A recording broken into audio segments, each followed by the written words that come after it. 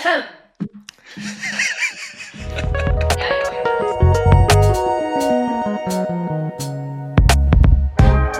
I've been driving around looking for an office this last week, and I think I found something.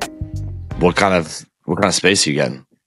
Well, first of all, I can't really share this space with Joanna, my business partner and wife, anymore because it's just like things are happening at rapid pace right now. Like I'm on calls like 8 hours a day, and I need dedicated space away from the home to really concentrate. Yeah, I feel that. I haven't been able to work at home ever. Really, it doesn't work. Not with You're in kids. your mother-in-law's house right now, right? Exactly. That's my go-to quiet space. I mean, that's amazing. I mean, like this podcast and like content creation in general, I really want to create like a studio where not only can I have all the equipment set up, but then also have it for like the video calls. Last week I hosted 3 days of webinars. So I did like a Glamp Ground startup challenge where I was taking hundreds of people through the process of starting a Glamp Ground. And it really dawned on me then that having a more permanent setup would make it a lot better for the business overall. And so when we rented studio space for this podcast in the past, it's like $400 or $500 a day just to get space to record a podcast. And so having a permanent space where I can spend a couple $1,000s to have dedicated space set up at all times means that the output can be just that much higher and more affordable than renting. So more of a studio than an office, or is it just it's dual purpose? It's dual purpose, and it really pains me that I would even like want to rent something at this point because I have been so buying centric. Like everything that I've done up until really this last summer has been focused on always buying the real estate. Whereas this summer was the first time that I rented anything, which is our house. So, which is funny because I think residential real estate is something that we have a good amount of history on now, going on actually 10 plus years of buying residential. And this is the first time in 10 years that I've rented a primary residence. But I think the mindset that I have, and that I know that high net worth individuals and people that are in real estate have really been preaching about in the recent years, is the fallacy of owning your primary residency, especially if it's not something that you're also able to monetize and make revenue out of. So that being said, going back to that office, I'm looking at renting something that has more of an industrial feel, more industrial space where I can have a studio set up, and then I can have office space, maybe a showroom for all the glamping stuff that we do. And you might like this or you might hate this, but a warehouse component of it as well, because recently we've been seeing a lot of demand for our glamping equipment, and I do not want to stock stuff. That's like the last thing I want to do. But I do have like these buffer units sometimes where there's always a handful of units floating around that are not spoken for. And I'm talking about dome tents and hot tubs. These are big, big things. And so we have a shipment coming in right now where I have 4 or 5 of these dome tents that don't have a home yet. I know I could sell them, and I will sell them. But instead of sending them to Ferncrest, the Glamp Ground, and having them sit in a shipping container where it's really hard to get in and out of that property, if I have a proper warehouse space attached to the office, just a couple thousand square feet, I could just store stuff like that, and it would be so much better. Yeah, it's hilarious that you're thinking about a showroom, number one, and then a warehouse. It's bringing back United by Blue vibes, and we swore to each other that we weren't doing that again. But luckily, you're not bringing in T-shirts and socks. You have much higher value items coming into a warehouse in the showroom. I think it's justified. I can give you a pass on that. Now, you might not like this then, because there will be T-shirts in the warehouse too, because the franchise aspect of the business is also, this is the motivating factor a little bit too, is it has a merch program. And these camp stores that we have at the franchise locations are going to be provided merchandise, Ferncrest branded merchandise. So there will be an element of that. Now, I think unlike United by Blue, where at some points we were sitting on hundreds of thousands of units and millions of dollars of inventory, we're going to do a lot better job by not having that problem. So you're going to print on demand, or no, you're just going to... No, we'll print on demand. I mean, I think if anything, it'll be printed on demand for the branded stuff that is like location specific. So, if Acadia or if Promised Land or if Flint Creek and all the others that are in the works need something that's custom branded to their location, those would be printed and then shipped directly, and we wouldn't be holding stock. But there will be an element of some generic branded Ferncrest stuff, maybe. Maybe it's like frisbees or like things that, maybe there is some branded hats that aren't location specific. We would probably keep some of those in stock and be able to replenish, and maybe even have an e-commerce component to the franchise web or to the brand as well. Why? Why the hell would you get back into selling t-shirts again? Because it's all about IP, actually, for me. It's not about the actual product, right? So that's really, at the end of the day, I'm building the IP for the franchise businesses. And it's really about the physical retail aspect of the camp stores that they have. It's really a massive unlock that I've done the math, and I've looked at it with our own store. Our little camp store in Promised Land at the original Ferncrest location did about $40,000 this last summer in self-service checkout transactions. And the margin on that's fantastic because it's all self-checkout. And then the actual, the product mix, yes, it's firewood ice and all the essentials of camping, but then there's also a lot of the merch, like the hat that I'm wearing right now. And what I found really interesting is when you extrapolate that across all the franchises, the actual store component of the franchise business becomes a significant part of it, even though it's a smaller footprint and it's a smaller sort of like side note of the actual experience. It actually, from a financial standpoint, is not only lucrative for the franchisee, but it could also be a really interesting move for the franchisor, us, when it comes to building the brand and the IP and the value of it. So yeah, I could see it. I could see the e-commerce component, because I don't think at first when you're saying build it on e-commerce, I don't understand why you would build an e-commerce store for Ferncrest, but I can actually see with the expansion of more franchises, then the demand for e-commerce becomes that much greater, because if you have experiential places all over the country as opposed to just a single unit, the brand becomes more valuable and there's more of a following that people may go to an e-commerce site to buy Ferncrest merch. I think so. I think people that are, experiencing a property and then they leave the property, and if they didn't buy something, they can go online and buy something. Maybe it would be an interesting way to do it. And also it can support the franchisor or franchisees as well. If it is Acadia or any of the specific locations, they can get that order. They can ship that out from their store, right? And so maybe I don't even have stock. Maybe that's the unlock that I have to really think about, is the idea being that how can we help our franchisees sell more merchandise? And if the e-commerce element of that does, then that's great. And we make our franchise fees off of that. And so the more merchandise we sell, the more opportunity we have to monetize as well. So it's a really interesting thing, because when you think about opening up franchise locations all across the country, and we're making a return on the revenue of the stays, and a camp store can add 10 to 15% revenue to a property, then it's a significant driver of profit to our bottom line as well. So it's really interesting. And that's why renting that office is so interesting, because there is a physical aspect of franchising and the Ferncrest business that is starting to happen, which I didn't dawn on me until recently. And I think renting is the best return for us, because if I can rent something like that for $2,000 to $3,000 a month, at the end of the day, if I have to store something somewhere, these big 800-pound boxes of dome tents have to go somewhere. And even the logistical cost of getting them to a property, and then what do I do? Put them in I can't even move them around. They're huge. So, I got to probably get a little fork. Maybe I can find a used forklift or something like that. And it'll be back to the 2013. What were the years that we had a warehouse? We had a warehouse from probably like 2015, 2016, 2017, maybe. I feel like we had our warehouse for a couple different warehouses for a few years, and then we got out of it, went to a 3PL, a third-party logistics facility. But you too, you're getting back into physical space as well, and you're a big renter too in the city of brotherly love. That's true. We just expanded. Yeah. So, and we are, at FairRx, we need physical space.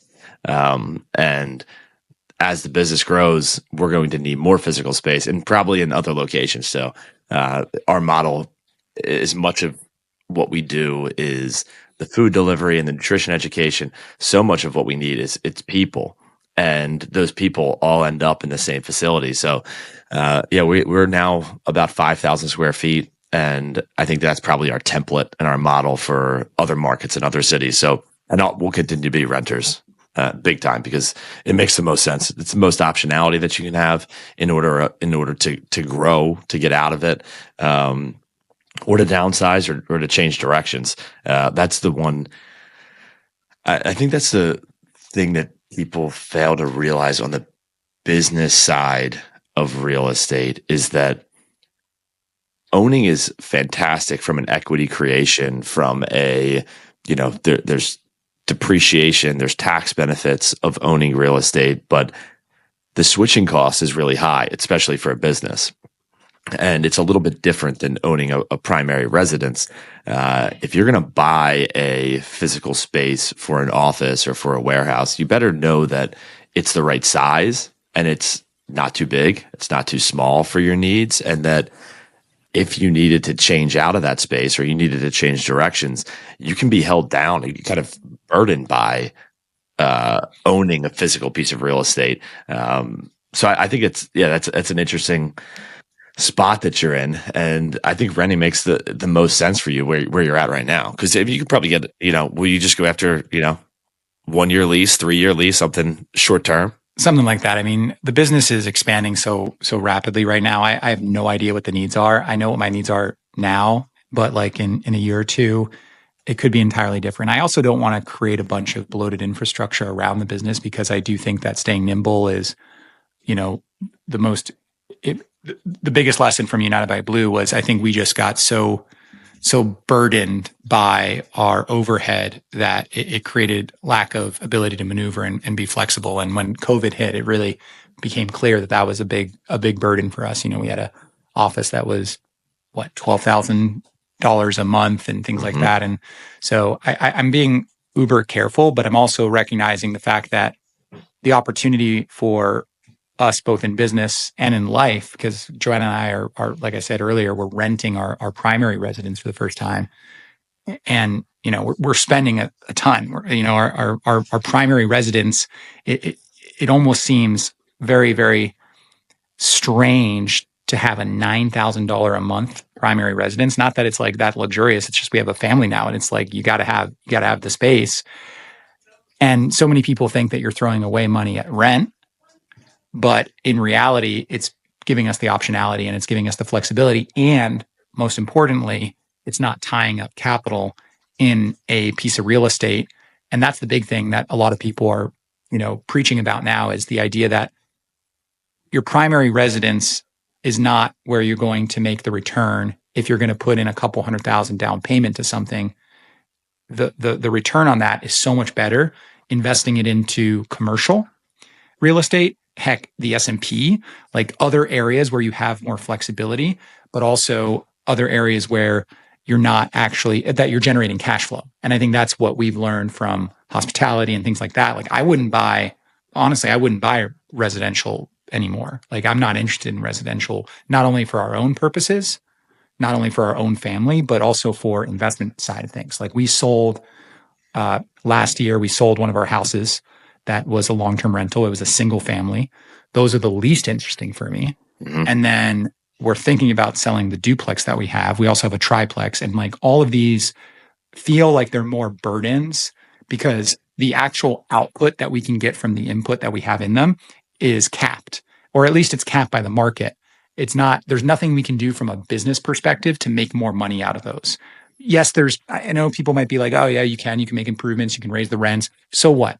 Like I can raise the rent like a few $100s because I put in a new dishwasher. No, not even. Like I put in a new, I carve up a room and make an office space. Like there's just lack of ability to expand residential real estate unless you're doing bigger development projects, right? Unless you're building apartment complexes and things like that, which, that's the way that you make money in residential. You don't make meaningful wealth in residential without scale. And so for us, and the way I'm thinking about it, and the way that you and I are thinking about it, is much more in terms of hospitality and commercial, because those are where you can really make a dent. And so for Society Hill Hotel, for instance, that's limited right now by even the size. It's a smaller hospitality project. However, it's almost unlimited in terms of where we can go with that NOI, that net operating income. and the way that we can actually monetize and make value out of that building. So taking it from zero NOI essentially when we bought it. So we bought it for the real estate value to hopefully growing it to a meaningful NOI that can make it worth, many times what we purchased for it. Whereas if it was a conversion into apartments, there would be like a very definitive cap versus what we can do with a hotel. But it's still limited in scale. So I think as we grow and as we do more projects, it's going to be about how do we get bigger and bigger projects while still being boutique? Because I don't think big box is the way to go right now. I think people are looking for experiences, more intimacy, and things like that. But that's ultimately, my ponderings on where we've gone with real estate and why I think, as we look for our next hotel and we look for our next project, it's got to be a step up from where we are, but it's definitely got to be, commercial, and it's got to be hospitality. Yeah, I think that you said a lot of things in there that I think resonate. The one piece that, there's, you listen to other business leaders and other real estate experts, and, the big guys like Dave Ramsey, always talking about limiting debt and how single family real estate's great, and home ownership is. He likes single family owners. Yeah, wow. where wealth is created, and I completely agree with you that so I have never, 37 now, 4 kids, family. I've never lived in a single family piece of real estate that I owned. Right. And I own some single family, but that's never been my primary residence. And I've actually, even in some of the multifamily stuff. So I've always lived in a multifamily, and that's one of the sacrifices I feel like we made, Katie and I, early on, was living with tenants and having to deal with tenants. And that's something that, when we were in our late 20s, all of our other friends were living in their nice apartments, buying their first homes. And yeah, it's amazing to have your 3-bedroom, 2-bath house, with your own driveway and your own garage, your own space. I've never experienced that. Not today. I live in a triplex that I own. I've never had my own space that was just me and just my family.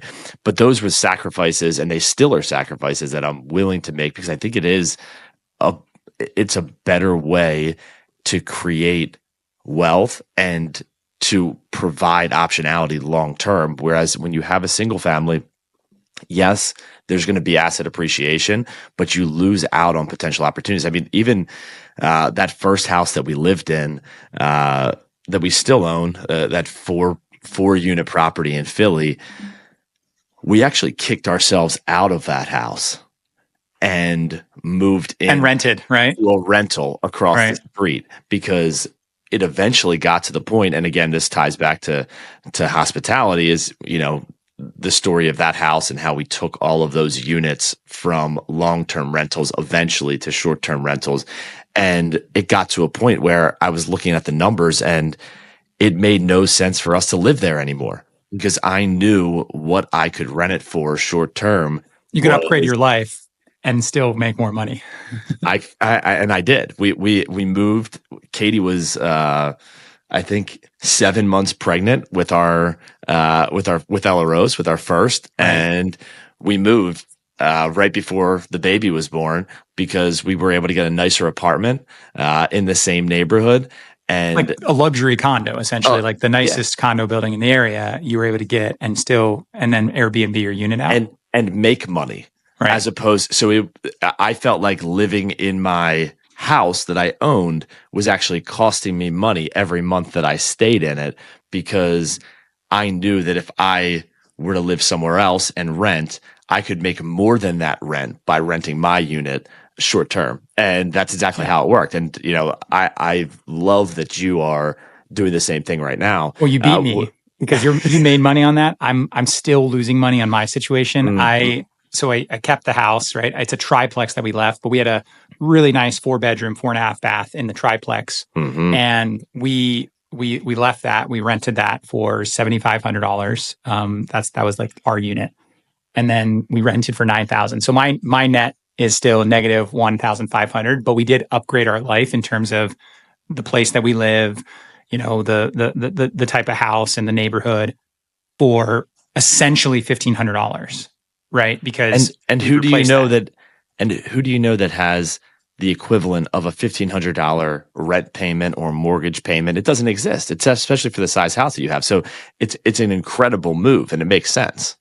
Right. Yeah. And I think that's the key, is because now we're in a single family, and to have it be rented also gives us optionality that, we didn't have to put the down payment in.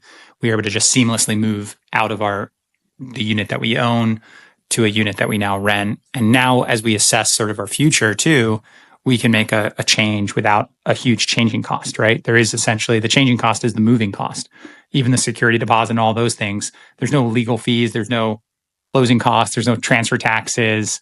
That's the fallacy, right, of single family real estate, is all of those fees and all of that, the bloated cost structure around it with the brokers. You got 6%. It goes on. And I think the thing that maybe we're trying to get through here is that it's definitely not, it's not the boomer mentality, and even like the older generations where it's like, that single family house is the nest egg. And in many ways it still is the nest egg, but it's not a very practical nest egg versus what you can do. And I don't think it should be the American dream. Put it that way. Like that's not that's not my American dream. I will never own I should not say never, because you never say never, but my goal would be to not ever own a single family house that I live in permanently, because I don't think it makes sense. I love the fact that I've been able to, and luckily I've been fortunate. Like a lot of people that I talk to, it's like, oh, if I could convince my significant other to do that, or like, I can't do that, I have kids. Well, I live in a triplex. I have 4 kids. So you can do it. It's a choice you have to consciously make and be okay with. Like, yeah, I share a wall with a neighbor. Granted, the neighbor is now my it's a family compound. My wife's grandmother lives next to us, but like that. So, but you have to be able to, you have to be willing to make some type of sacrifices if you want to succeed.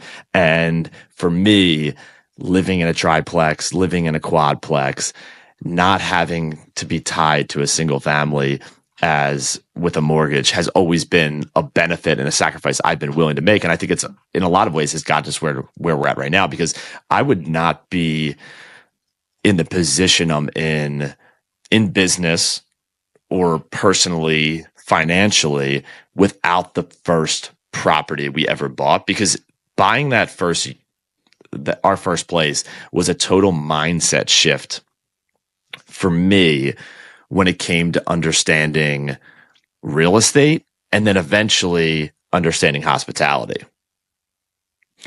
Yeah, I remember that like it was yesterday. I almost bought your house. Actually, no, I really didn't. I was not interested. We were pregnant with our first kid. We're about to give birth to it, and it was an off-market deal, right? And right down the road from United by Blue, this guy was. He was a regular. He was a regular at the cafe, and then his wife was a manufacturer. Actually, I just wore one of those shirts the other day, one of our chambray button downs, and that was made in Philadelphia by his wife. And so he came in and he was like, we're thinking about moving. He knew that I had been speaking to him a little bit about real estate because I had just gotten in the year before into buying some stuff, and I was like, yeah, man. Quad, like in Old City, that'd be awesome. And I went home, I spoke to Joanna, and it was like absolutely, like there was no way that we could wrap our head around it. We had obviously a different mindset than going into the first kid, right? You have like, oh my God. And so I was like, Mike, check this out. And the rest is history. Because those first real estate purchases for both of us is really what's like, because we didn't actually make money off of the actual core business that we were running, and we were taking very little pay. We really weren't, like, our quote unquote wealth now is not from our first venture. It really was from being thoughtful about the real estate that we were doing outside of it, and then growing that into something that created a foundation of wealth that allowed us to stabilize our life and stabilize our sort of like, I'd say not only our life, but our financials. And then from there, growing off of it. And it's amazing what you did, because you only put $20,000 into that $700,000+ house, which is like astonishing. Yeah, looking back, it really is crazy because, and we weren't ready. That's the other thing. I don't know if I've ever intentionally sought out any of the real estate that we've bought. It feels like it's just kind of come, and I've never felt necessarily ready to do it, but it's always been one of those situations. And I think Society Hill Hotel is one of the situations as well that we've talked about before, is that we weren't necessarily looking, but when everything feels like it lines up and the opportunity feels real, you have to just pursue. Even you have to go push through the unknowns, because I knew nothing about real estate or buying a house back then when we bought our first place. We bought that without a real estate agent. It was an off market, no real estate agent. Way to do things, by the way. I called up one of my friends that had just bought a house, and they put me in touch with their mortgage broker.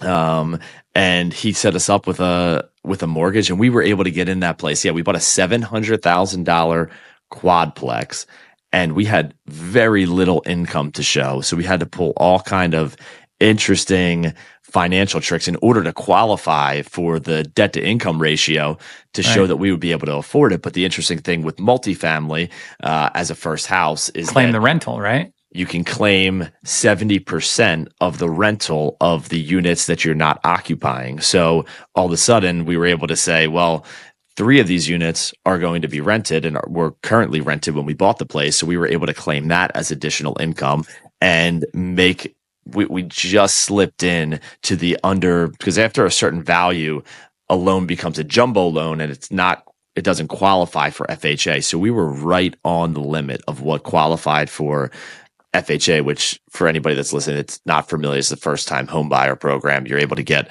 a mortgage that's kind of federally secured for just 3.5% down. There's a ton of positives and negatives to FHA loans, but the best part about it for us at that time is that we were able to buy a $700,000 house for $20,000 down out of our pocket. The thing about FHA, especially, is for somebody like you that was just getting into real estate, was you weren't buying a single family home, you were buying a rental income property. So like when you're buying a single family home with FHA, yes, it allows you to get into it for a lower amount down, but then you're paying PMI, all the insurance cost on top of that for the lower interest, or for the lower percent down, which is like, that is maybe the side of real estate that, again, makes less sense for a single family home, whereas it makes a lot more sense for a quad. I want to ask you, you mentioned that you would never buy a single family home. Mm-hmm. Like the working sort of like thesis that I've been hearing in circles is that it's not really about never.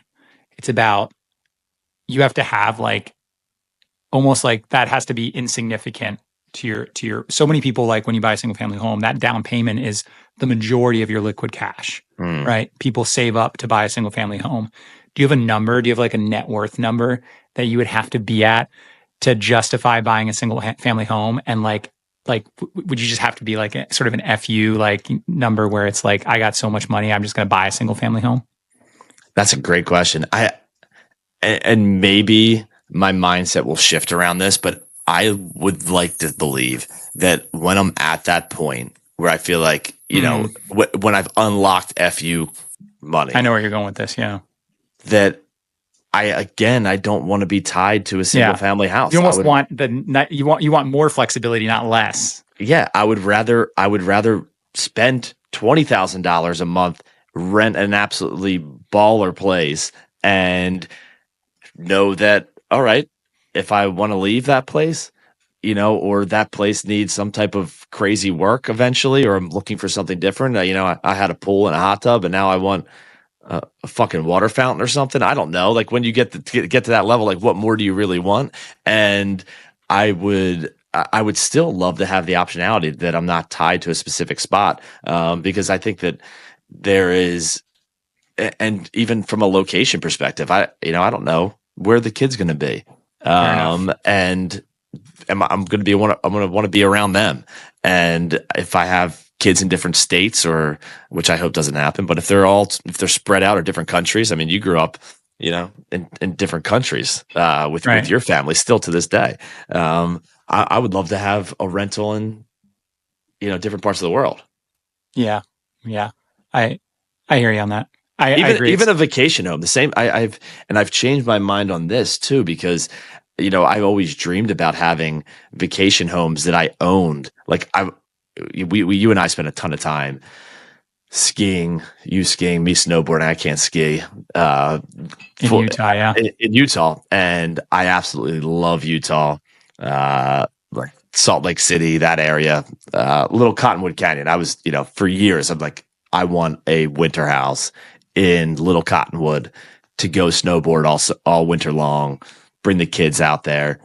And now I don't think I'm not interested. You could spend a ton of money on a rental whenever you want and change it up and things like that. And yeah, I agree. You could do, as opposed to being tied to that one location, I can go to Utah one winter, and then the next winter we can go to Jackson Hole, and the next winter we can go ski the Alps. Like I would rather have the optionality of determining where I want to be as opposed to being tied down. Because at the end of the day, when you own a single family house, you already talked about the switching costs. You can't just, it's not like selling a car. I can't just toss it on Facebook Marketplace and get rid of it. It's a process, and it's an expensive process, and it's one where you stand to lose a lot. Whereas with rentals, you have a known cost, you have a known timeline, and there's a lot of times, for me at least, there's been other places that I wanted to put my focus, effort, and money than into a single family house. And that's exactly it. It's like as you get older, as we get farther along in our careers and family, it becomes more and more clear that like the time is the most valuable asset. And, we would waste so much freaking time earlier doing things. And I think that mindset has definitely changed with both of us. And I think that when it comes to our careers and it comes to like the value that we want to have out of our businesses, we have a much better handle on input and output, time and then output, and what we should be spending our time on, what we do best.